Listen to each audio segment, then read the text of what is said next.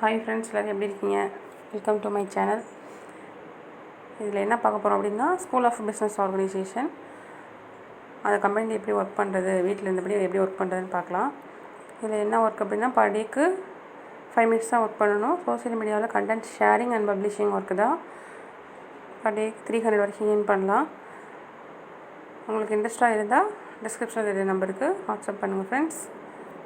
Okay friends, வீடியோக்குள்ள போகலாம். Skip பண்ணாதீங்க. பெரிய தப்பு. தினம் 300 ரூபாய் சம்பாதிக்க அரிய வாய்ப்பு. இன்ஸ்டாகிராம், ஃபேஸ்புக் பயன்படுத்த தெரிந்தால் போதும். Content post and content publishing மூலமா தினம் 300 ரூபாய் சம்பாதிக்கலாம். இந்த வேலை செய்ய 5 நிமிடம் போதும். Work training support, group communication support, all language customer live chat support, முக்கியமா சொந்தமா ஒரு பிசினஸ் ஸ்டார்ட் பண்ற அளவுக்கு உங்களால கற்றுக்கொள்ளவும் முடியும், சம்பாதிக்கவும் முடியும். இந்த வேலை வாய்ப்பு வழங்குவது 5 வருடத்திற்கு மேல ரன் ஆகிட்டு இருக்க நம்ம தமிழ்நாட்டு company school of business organisation private limited. மேலும் விவரங்களுக்கு டிஸ்கிரிப்ஷன்ல கொடுத்திருக்க நம்பருக்கு வாட்ஸ்அப் பண்ணுங்க.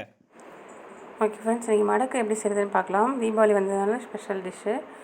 ஓகே ஃப்ரெண்ட்ஸ், இது சிம்பிள் தான். 1 kg பச்சரிசி இருக்குல்ல, அதை எடுத்துக்கோங்க. 100 கிராம் பாசிப்பயிறு, ரெண்டையுமே தனித்தனியாக டீப் ஃப்ரை பண்ணணும். கொஞ்சம் கருக விட்டுறாமல் அந்த ஸ்மெல் வர வரைக்கும் பண்ணால் போதும். சிம்மில் ஃப்ளேம் வந்து கம்மியாக வச்சு பண்ணுங்கள். ஃப்ரை பண்ணிவிட்டு மிஷினில் கொடுத்து அடிக்கலாம், இல்லை மிக்சிலையும் அடிக்கலாம். அடிச்சுட்டு அந்த மாவு எடுத்துகிட்டு அது தேங்காய் பால், நம்ம மாவுக்கு தேவையான தேங்காய் பால் எடுத்துகிட்டு இது கூட நெய் இந்த டால்ட்டை ஆட் பண்ணி அந்த மாவை நல்லா மிக்ஸ் பண்ணி ஒரு 1/2 hour அப்படியே வச்சுட்டு நல்லா அப்போ தான் சாஃப்டாகும். 1/2 hour கழிச்சு அந்த மாவை எடுத்து குட்டி குட்டி பாலாக அதை இது பண்ணிவிட்டு பூரி செய்வோம்ல, அது மாதிரி குட்டி குட்டி பாலாக அதை தனியாக எடுத்து வச்சுட்டு அதுக்கப்புறம் பூரிக்கட்டு இருக்குல்ல, அதை வந்து தேய்ச்சி சின்ன சின்ன அப்படி சொல்கிறது அப்படி நைஸாக தேய்ச்சிட்டு ஒரு 3 இதாக ஃபோல்ட் பண்ணணும்.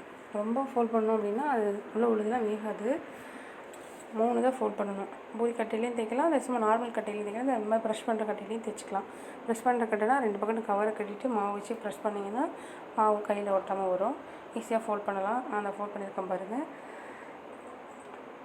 1 kg மாவில் வந்து நாங்கள் வந்து ஒரு 80 கிட்ட பண்ணோம். அதனால் நீங்களும் உங்களுக்கு தேவைப்பட்டதை பண்ணுங்கள்.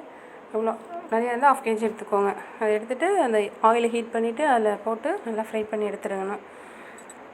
ஃப்ரை பண்ணதுக்கப்புறம் தனியாக ஒரு பாத்திரத்தில் ட்ரான்ஸ்ஃபர் பண்ணி வச்சுக்கோங்க. அப்புறம் ஜீனி பாகு, இது எப்படின்னா 1 kgக்கு ஒரு 500 கிராம் ஜீனி பாகு எடுத்துக்கணும்.